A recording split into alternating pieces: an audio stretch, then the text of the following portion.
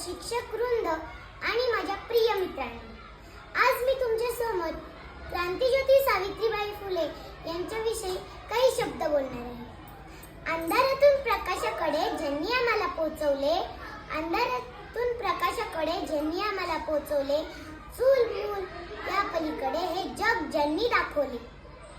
दगड लागले, अपमान सहन केले, दगड लागले, अपमान सहन केले, तरीही पाय थांबले नाही. काटेरी वाटेतून चालत राहिल्या, सत्तेचे तेज मावळले नाही.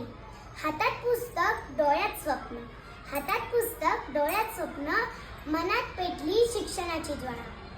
अज्ञानाच्या काळोखात समतेचा दीप उजळविला, अज्ञानाच्या काळोखात समतेचा दीप उजळविला.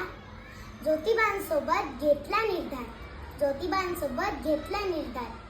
मुलींच्या शिक्षणाचा केला प्रचार, कुरीतींना छेद देत समाज बदलला.